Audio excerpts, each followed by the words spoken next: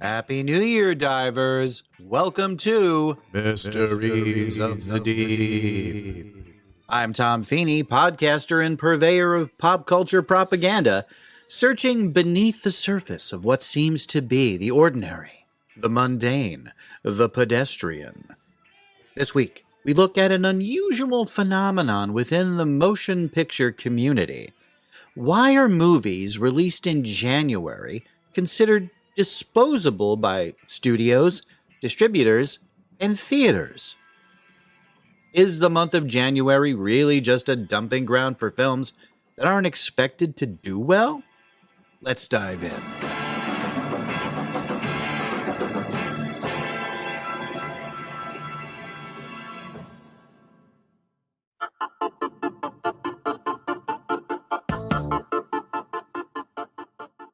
Since the very beginning of the motion picture industry, movie studios have agonized over crafting the perfect release schedule for their films.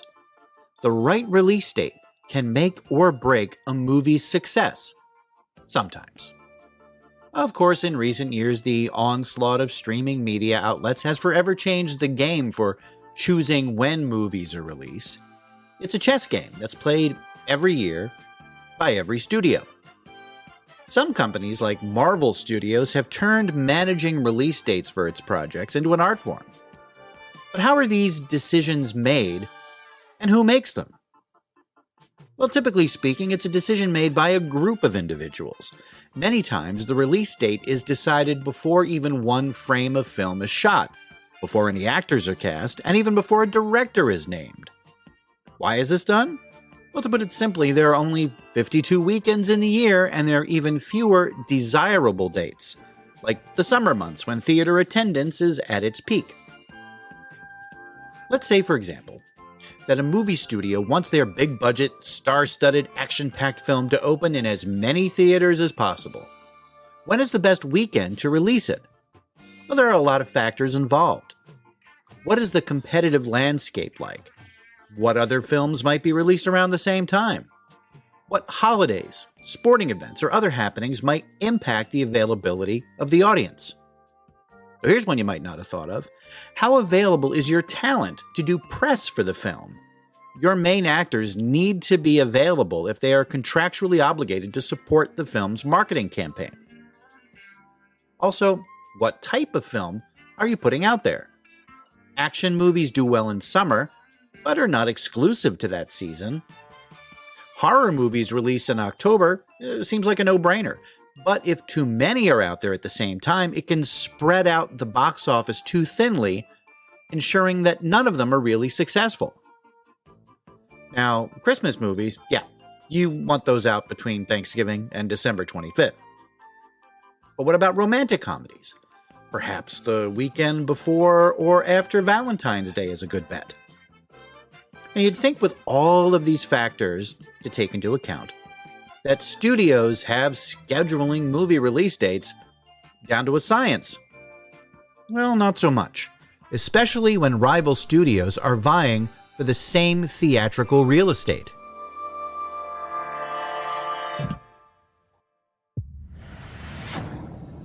This Bat vigilante is like a one-man reign of terror. The press has to do the right thing. You don't get to decide what the right thing is. Nobody cares about Clark Kent taking on the Batman. Next time they shine your light in the sky, don't go to it. The Bat is dead. Bury it. Rated PG-13.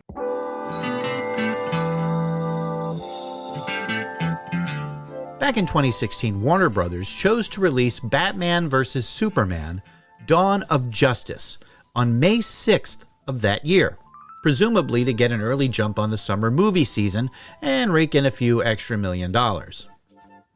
Another entity, however, had its sights set on that date for its own huge superhero epic. Suit up. In 10 days, the movie event of the summer arrives. What do? We fight. Captain America: Civil War is a triumph in every way. It's remarkable. Everything a blockbuster should be. You have a a metal arm? That is awesome, dude.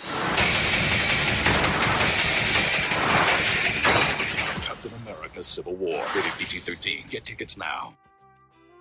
So what happens when an unstoppable force meets an immovable object? Well, in this case, the immovable object moved. Warner's changed the release date of Batman vs. Superman to March 25th, 2 months earlier. It was a game of cinematic chicken that Marvel won. With Hollywood producing around 700 movies per year, of course releases will overlap. It's rare to have any weekend with only one film coming to a theater near you, so the studios can plan all they want, but ultimately it's still a crapshoot. But what if a studio actually wants a movie to go unnoticed? How is that even a thing? You spend millions of dollars making a film only to look at the finished product and say, nope. And that brings us to January, what is referred to in the motion picture industry as a dump month. And don't just take it from me.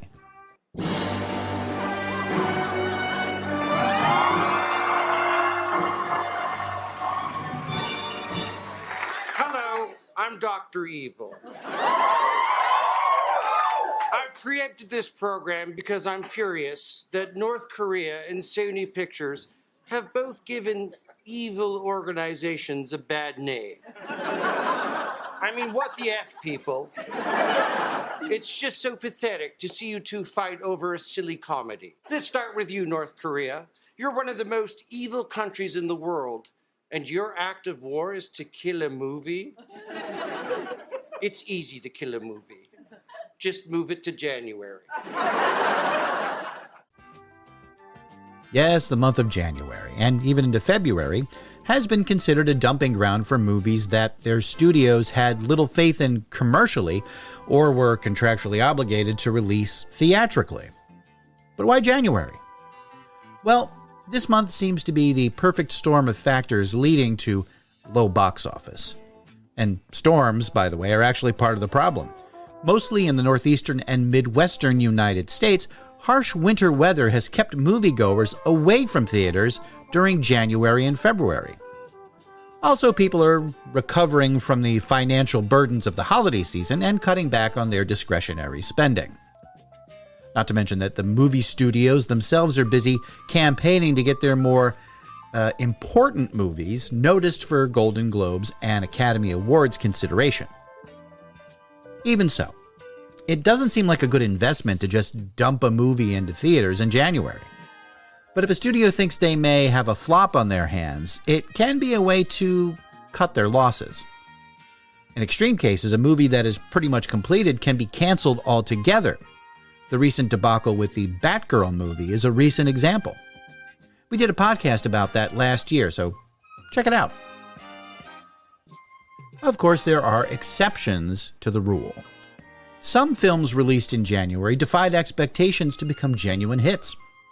In January of 2008, a movie snuck into theaters with little fanfare, a lot of secrecy, and a title which says nothing about the film itself.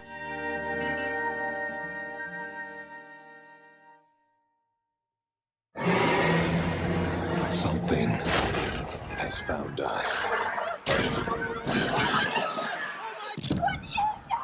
On January 18th. You don't know what we saw. The point is, it's still here.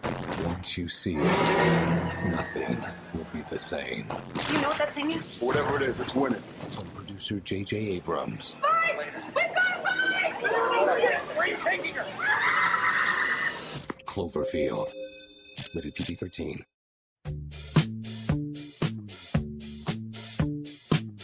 The found-footage monster movie Cloverfield made a huge impact on movie-going audiences and the box office, making over $172 million domestically against a budget of $25 million. The movie Taken with Liam Neeson, about a man with a particular set of skills, was an unexpected hit in January of 2009. Both Paddington and Paddington 2 were released in January of 2015 and 2018, respectively. It seemed as though, for the most part, the practice would continue into the 2020s.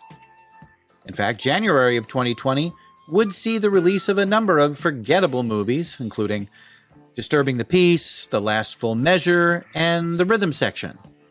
Remember those? Me neither. In fact, there were only 2 so-called big-ticket movies that month. Doolittle with Robert Downey Jr., which did little at the box office, and Bad Boys for Life with Martin Lawrence and a pre-slap Will Smith that actually wound up being the 4th highest grossing film of 2020. 2 months later, the United States and much of the world shut down due to the COVID-19 pandemic.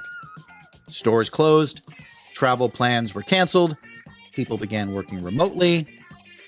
Basically, every aspect of daily life was impacted, including the motion picture industry.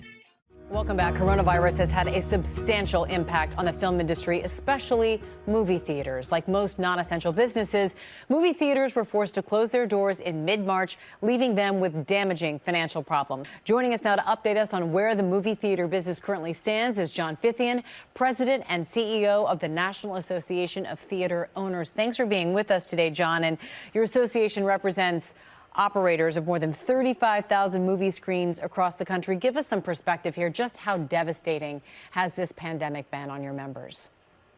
Well, in 120 years of movies being in our cinemas, we've never had to shut down like this before. We've been through wars with natural disasters, depressions, but this pandemic shut us down entirely all across the country and indeed all across the world. And so we went from an industry making $40 billion a year to zero overnight.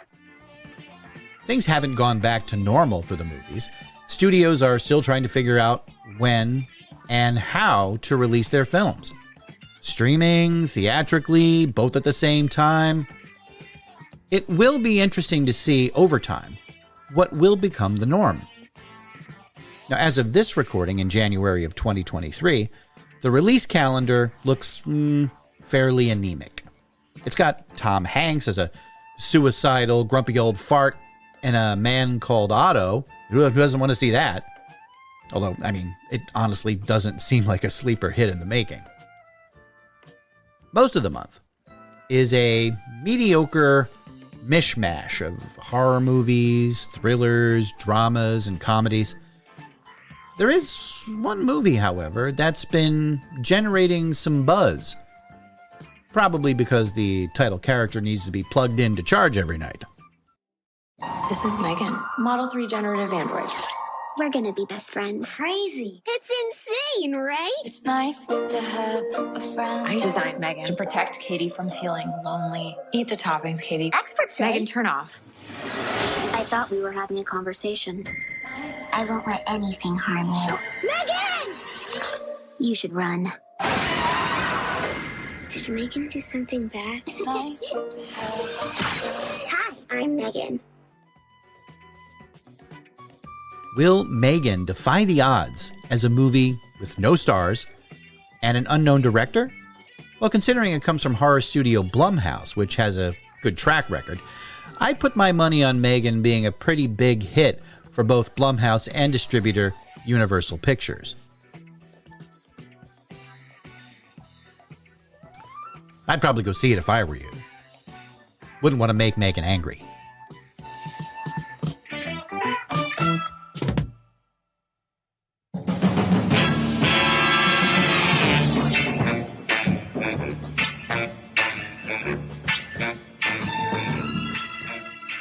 Thanks for listening. If this is the first time you've heard this podcast, check out our past episodes and subscribe so you don't miss a single one. And we want to hear from you. Drop us a line at thedeepdivepodcast@gmail.com or on our Facebook, Instagram, or Twitter feeds. You can find links to those on our Linktree site, The Deep Dive Podcast by Automaton. And don't forget to check out our official website, thedeepdivepodcast.com.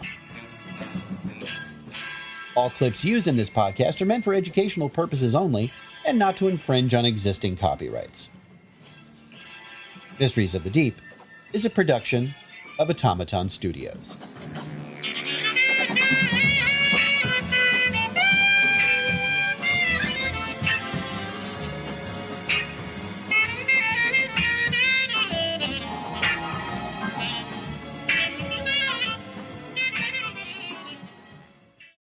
saw the interview. It was charming. But if you really want to put a bomb in a theater, do what I did. Put in The Love Guru.